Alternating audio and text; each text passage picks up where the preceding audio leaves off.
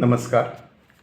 आज मी प्राध्यापक MP तथा मधु पाटील सरांच्या आस्वाद समीक्षा मधु मंगेश कर्णिक साहित्य या पुस्तकातील मधु मंगेश कर्णिक नाटक देवकी एक रूपांतरण या प्रकरणाच्या मी पाडलेल्या 10 भागांपैकी 8वा भाग वाचते. ब. नाट्यात्म नवनिर्मिती. कादंबरीपेक्षा संपूर्ण नवनिर्मित असा नाटकाचा कलापूर्ण नाट्यात्म शेवट. थोडा आवश्यक तेवढा कादंबरीतील घटनांचा संदर्भ देऊन लिहावयास हवं. टेंबिवलीकरांच्या शांताबरोबर दुसऱ्या लग्नाला तयार न होणाऱ्या बाबी काकांना दिवंगत काकीबाईचा भाऊ सदाशिवने तुम्ही या घरात तुमच्या मुलाच्या डोळ्यासमोर पापाचरण करणार आहात. तुमच्या घरात मिठाचा खडा पडून तुमच्या मनातलं निर्मळ दूध नासलं आहे असं देवकीच्या संदर्भात बोलून मी निघालो. या घराची पायरी यापुढे ओलांडणार नाही.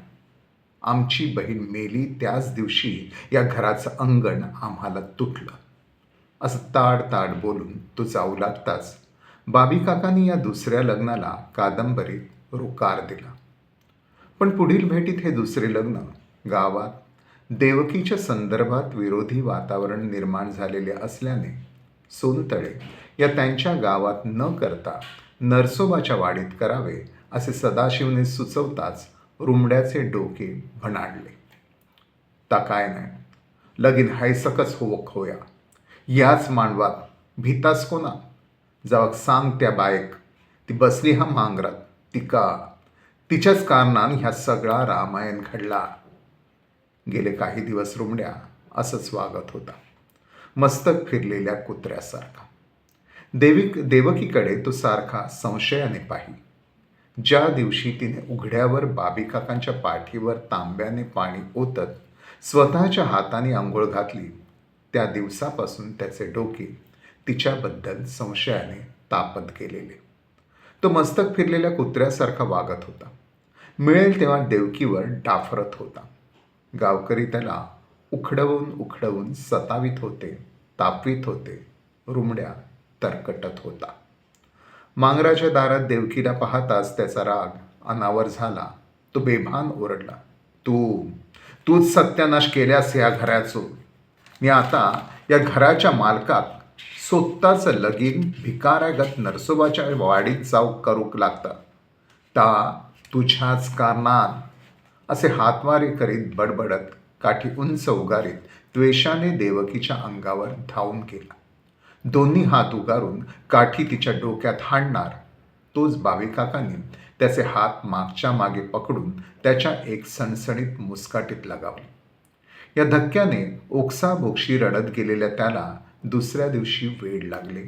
तो भ्रमिष्ट झाला. त्या वेडाच्या भ्रमिष्टपणात देवकीबाबत गावकऱ्यांकडून परत डिवचत गेलेला त्याचा देवकीवरचा राग आणखीनच अनावर होत जात तो वेड भरल्या आवेगात नाचत तिच्या मांगराला चूडच लावतो अन काकीबाईच्या सवतीला जाळून टाकतो. अशा प्रकारे बडबडत तो खरोखरच देवकीच्या मांगराला चूड लावतो. बाबी काका धावले. एका झेपेत त्यांनी मांगर गाठला. आत कडी लावलेल्या दाराला धडका देत खाडकन दार उघडून आत मरणाच्या मेण्यात गाढ निजलेल्या देवकीच्या काळजीने कासावीस होत ते त्या पेटत्या मांगरात घुसले आणि घाबरून त्यांना बिलगलेल्या देवकीला दोन्ही हाताने उचलून बाहेर आणले. ती राण मेली नाही. काकीबाय, माझी मेहनत फुकट गेली गे. तुझी सवत जळान मेली नाही.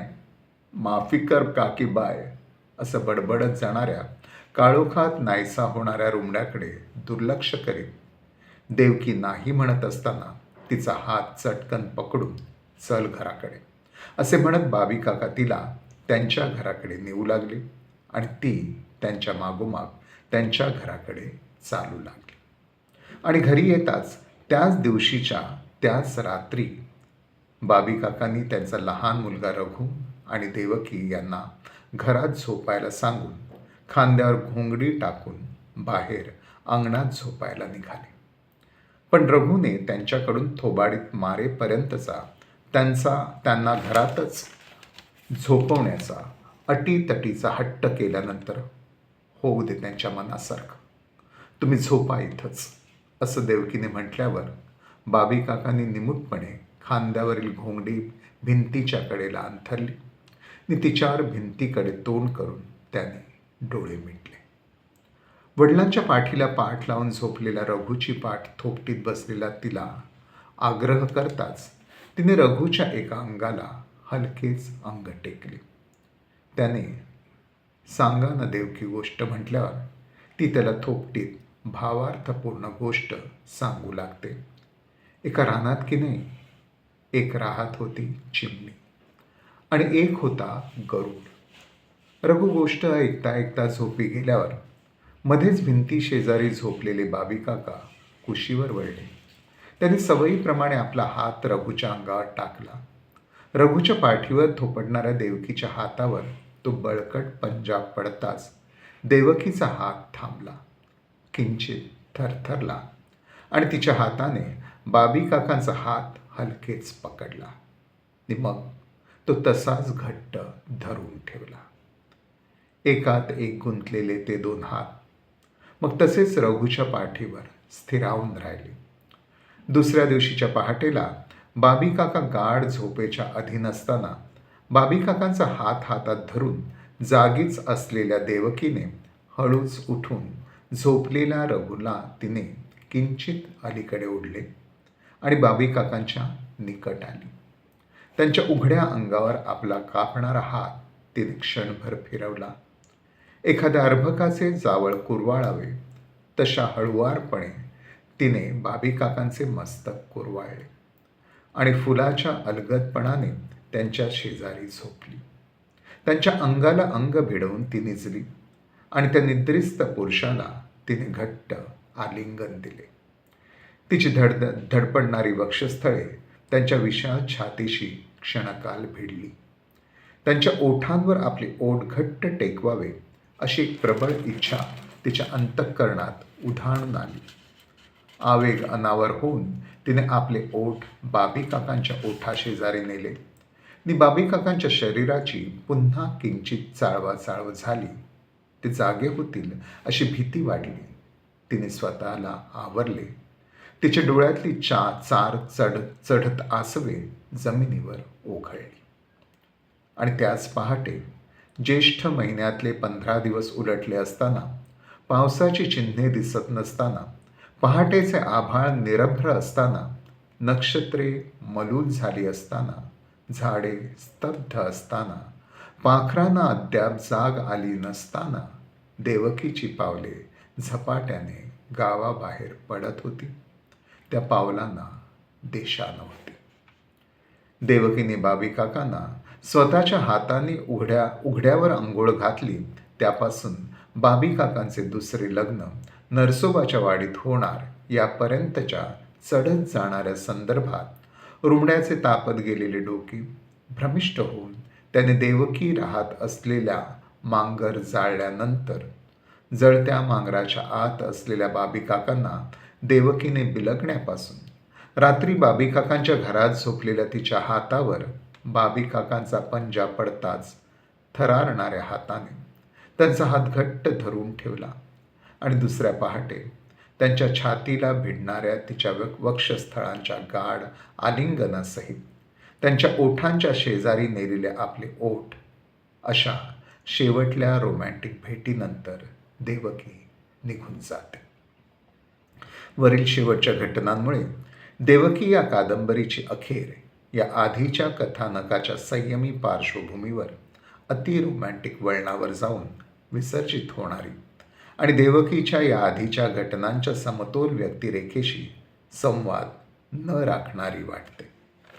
परंतु देवकी या नाटकाच्या शेवटल्या अंकाच्या नवसर्जक अखेर खूप वेगळ्या उंच उदात्त पातळीवर जाणारी, दोन्ही व्यक्तिरेखांना अधिकाधिक उंच करीत न्याय देणारी, परस्परांच्या भावस्पर्शित विचारगर्भतेतून व्यक्त होणारी, प्राकृतिकता आणि सुसंस्कृतता नैसर्गिकता आणि संयमशीलता, रोमॅन्टिकता आणि आदर्शता, स्वप्नशीलता आणि वास्तवता, पाप आणि पुण्य, समाज मान्यता आणि समाज निषिद्धता, आवेगी संवेदनशीलता आणि कृती सन्मुख निग्रहता, अंतर्यामीची स्पंदनशील भाव आवेगता आणि व्यक्तीकरणातील औचित्यमूल्यबद्धता, सरळ साधा विजय आणि